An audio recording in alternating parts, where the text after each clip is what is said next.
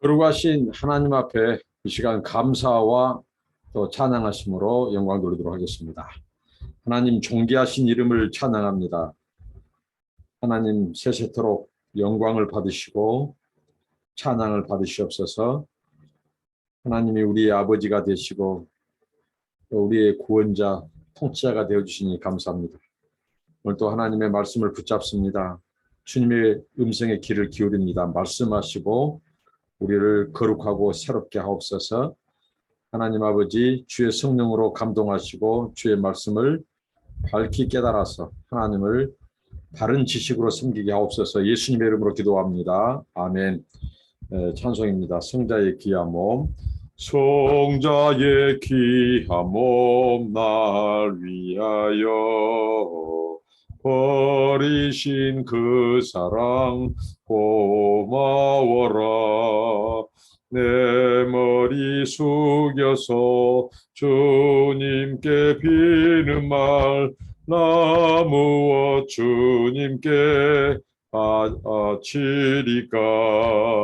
지금도 날 위해 간구하신 이 옅은 믿음이 없나니. 주님의 참사랑 고맙고 놀라워 찬송과 기도를 쉬지 않네. 주님의 십자가 나도 지고 신실한 믿음과 마음으로 형제의 사랑과 친절한 위로를 위케나 베풀게 하옵소서. 만 가지 은혜를 받았으니 내 평생 슬프나 즐거우나 이 몸을 온전히 주님께 바쳐서 주님만 위하여 늘 살겠네. 아멘. 하나님의 말씀입니다. 히브리서 10장 1절부터 18절입니다. 율법은 장차 좋은 일의 그림자일 뿐이요 참 형상이 아니므로 해마다 늘 드리는 같은 제사로는 나오는 자들을 언제나 온전하게 할 수 없느니라. 그렇지 않으면 섬기는 자들이 단번에 정결하게 되어 다시 죄를 깨닫는 일이 없으리니 어찌 제사 드린 일을 그치지 아니하였으리요. 그러나 이 제사들에는 해마다 죄를 기억하게 하는 것이 있나니 이는 항소와 염소의 피가 능히 죄를 없이하지 못합니다. 그러므로 주께서 세상에 임하실 때에 이르시되 하나님이 제사와 예물을 원하지 아니하시고 오직 나를 위하여 한 몸을 예비하셨도다. 번제와 속죄제는 기뻐하지 아니하니 이에 내가 말하기를 하나님이여 보시옵소서. 두루마리 책에 나를 가리켜 기록된 것과 같이 하나님의 뜻을 행하러 왔나이다 하셨느니라.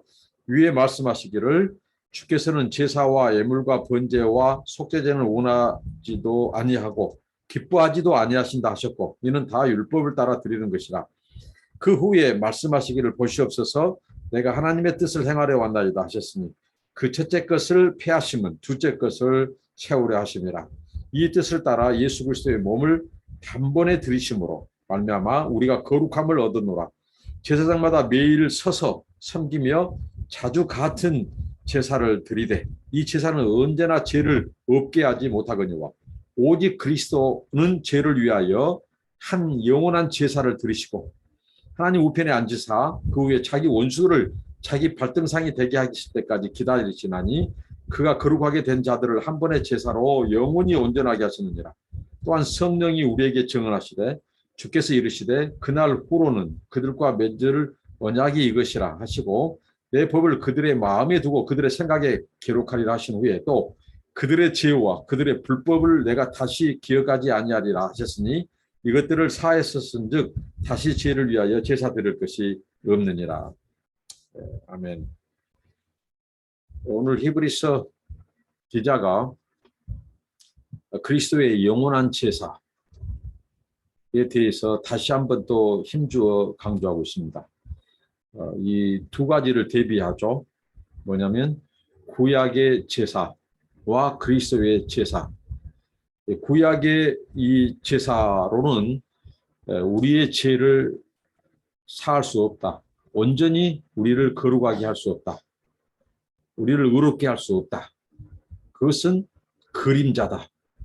참 형상이 아니다. 그리고 하나님께서 예비하신 하나님이 기뻐하신 그 대제사장, 하나님이 기뻐하신 속죄, 영원한 속죄를 이루신 그리스도는 하나님의 참 형상으로서 실체다는 거죠.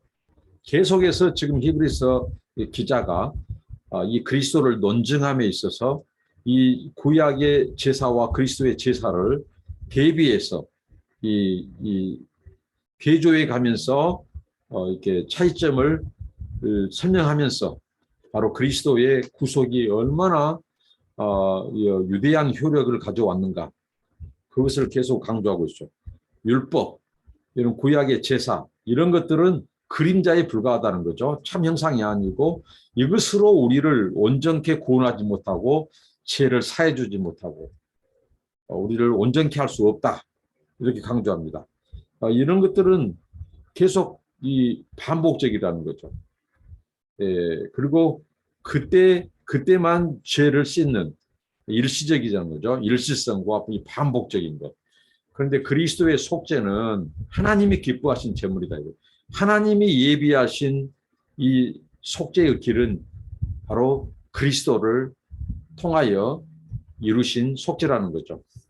하나님께서 구약의 이런 제사, 예물, 제물 이런 제사를 기뻐하지 않고 하나님이 예비하시고 하나님이 이 약속하시고 하나님이 세우신 하나님이 예비하신 대제사장 그리스도의 제사와 그리스도의 제물을 하나님의 기뻐하신 뜻이다. 그렇죠. 이전의 것은 하나의 모형론적이죠. 모형. 하나의 그림자예요. 실체와 원형을 예비하기 위한 그림자요, 모형일 뿐이지 그것으로 하여금 하나님이 가르친 것을 어떻게 했죠? 이 매년 이 제물을 드리고 제사를 통해서 인간 대제사장을 통해서 제사 드리는 것을 통해서는 하나님이 무엇을 가르치냐면요. 이 세상의 어떤 제사와 제물로도 우리의 죄를 완전히 사할 수 없다. 완전히 해결할 수 없다. 우리를 의롭게 하거나 거룩하게 할 수 없다. 이것을 강조합니다. 그리고 온전히 하나님이 예비하신, 하나님이 기뻐하신 뜻대로 예비하신 그 그리스도만이 우리에게 온전한 구원을 준다. 그래서 그 그리스도가 행하신 일이 뭐냐? 바로 영원한 속죄를 이루셨다는 거죠. 율법으로는 우리를 온전케 할 수 없으니까 그 제사장들의 많은 제사장들의 반복적인 제사에도 불구하고 우리의 죄를 씻을 수 없고 우리를 온전케 할 수 없어서 하나님께서 오직 그의 기쁘신 뜻대로 예비하신 하나님의 속죄의 방식, 속죄의 길, 그것은 하나님의 메시아, 대제사장 그리스도를 보내심으로 그 그리스도가 영원한 속죄를 이루셨다는 거죠. 그럼 그리스도의 제사는 바로 인간 대제사장과는 다르게 단번에 드렸다. 근데 계속 강조하죠. 일시에 단번에 드렸다. 그리고 제물을 드린 것이 아니라 자신이 제물이었다는 거죠.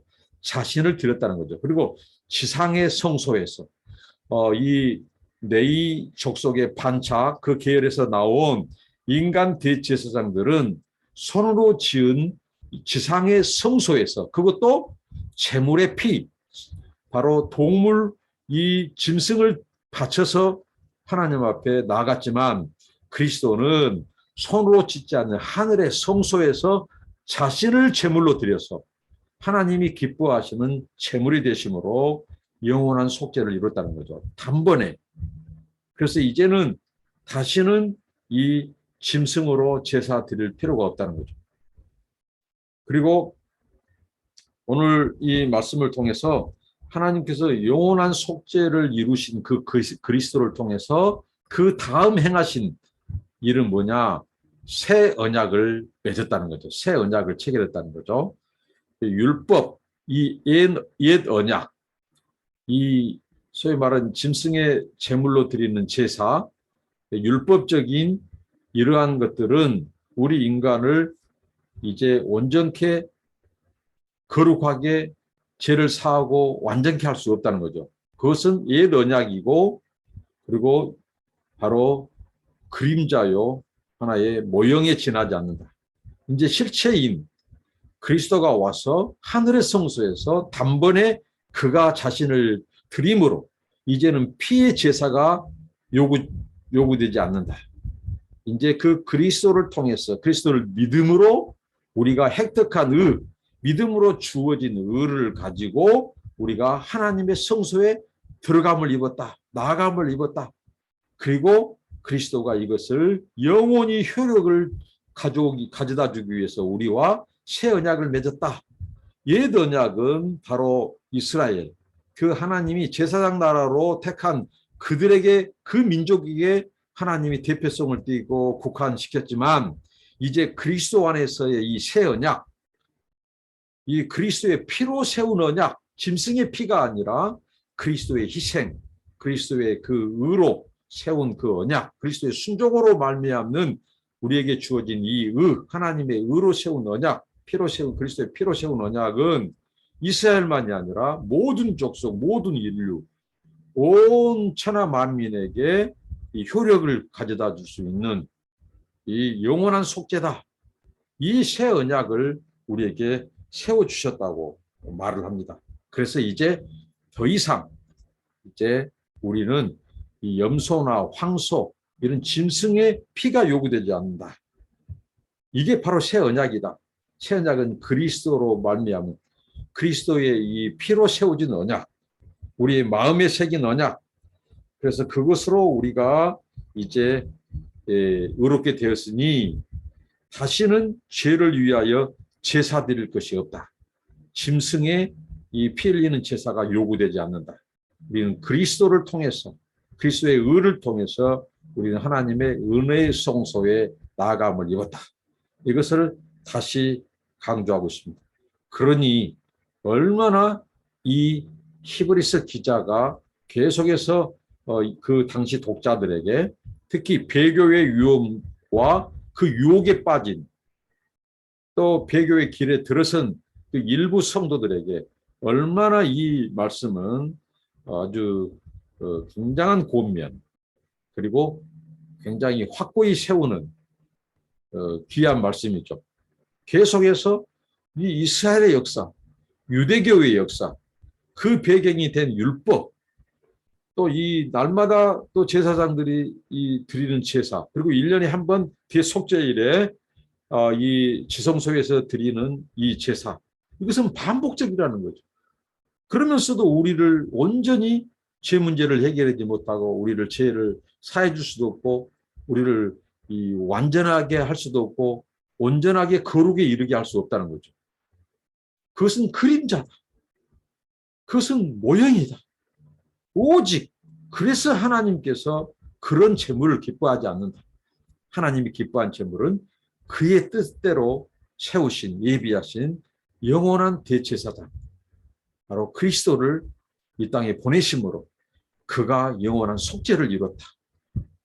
동물의 피가 아니라 그 그리스도 자신의 피를 들여서 그 몸을 들여서 하나님의 의를 이루고 우리와 새 언약을 체결하시고 그를 믿는 자들에게 영원한 효력을 미치겠다는 거죠.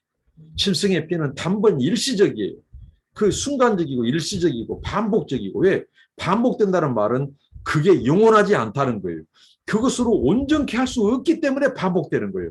그러나 그리스도가 이룬 속죄는 단번에 영원한 속죄를 이루심으로 더 이상의 피해 제사, 짐승을 바쳐서 드릴 필요가 없어요. 죄를 사하기 위해서 그런 짐승의 제사를 드릴 필요가 없어요. 그리스도가 희생 제물이 되셨기 때문에 그리스도가 영원한 속죄를 완성시켰기 때문에 그래서 이 앞선 본문에서 그리스도가 다시 오신 것은 우리를 어떻게 하죠? 이 구원을 완전케 하고 구원을 완성하고 하나님의 통치를 완성시키는 거죠.